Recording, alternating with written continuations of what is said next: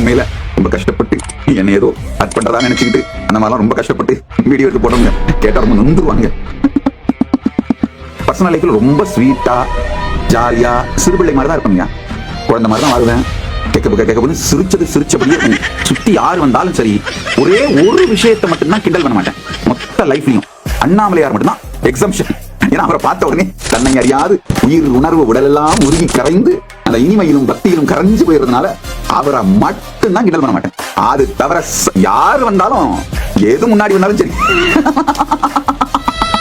என்னையே மதிக்க மாட்டேங்கடா.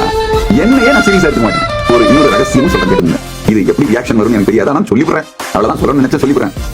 என்ன மாதிரியே கேரக்டர் கிரியேட் பண்ணி இந்த சினிமால, டிவி சீரியல்ஸ்ல, இல்ல இந்த யூடியூப்ல எல்லாம் காமெடி எல்லாம் பண்ணி போடுறாங்க இல்லையா, ரொம்ப அவதூறு பண்ணி டாக்ஸிக்கா ப்ரொஜெக்ட் பண்ணி அந்த மாதிரிலாம் பண்றாங்க இல்லையா, அதெல்லாம் எடுத்து காமிச்சா உட்காந்து பார்த்து சிரிச்சுட்டு இருப்பேன். ஒரு குடும்பம் என்னன்னா, இது ஃபேக்ட். நான் அலைஞ்சு பார்த்தேன். வேற 180 படங்கள்ல என்ன மாதிரி கேரக்டர் காமிச்சு ரொம்ப டாக்ஸிக்கா அபியூசிவா இல்லத்தனமா காமிச்சு ஒரு நெகட்டிவ் இமேஜ் ஜெனரேட் பண்ணி ப்ரொஜெக்ட் பண்ணிருக்காங்க.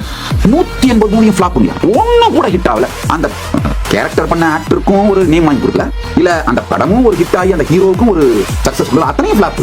உட்காந்து பார்த்து கிண்டல் பண்ணிட்டு இருப்பேன். என்னையா இந்த வீடியோ ஒழுங்கா பார்த்து கொஞ்சம் ஹோம்வொர்க் பண்ணிட்டு பண்ண வேணாம். புட்லூர் அங்காளம்மன் ஆலயத்தில் நடக்கும் அதிசயம் தெரியுமா? ஒரு சமயம் சிவனும் பார்வதியும் புட்லூர் வனத்தின் வழியாக நடந்து சென்று கொண்டிருந்தனர். நீண்ட தூரம் நடந்து களைப்படைந்ததால் கர்ப்பிணியாக இருந்த பார்வதியை வேப்ப மரத்தின் நிழலில் அமர வைத்துவிட்டு தண்ணீர் கொண்டு வர சென்றார் சிவபெருமான். அந்த சமயம் பலத்த மழை பெய்து கூவம் நதியில் வெள்ளம் பெருக்கெடுத்து ஓடியது.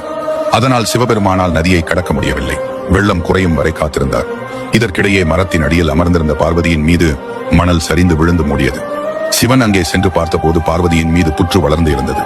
பார்வதி தேவி புற்றுக்குள் ஐக்கியமானதை அறிந்த சிவபெருமான் அப்படியே நின்று விட்டார். இதை பிரதிபலிக்கும் விதமாக சிவபெருமான் சற்று கவலை கொண்ட முகத்துடன் தாண்டவராயன் என்ற பெயரில் இந்த கோவிலில் காட்சியளிக்கிறார். இத்தலத்தில் பார்வதி தேவி நிறைமாத கர்ப்பிணியாக மல்லாந்து படுத்த நிலையில் அம்மனாக காட்சியளிக்கிறார்.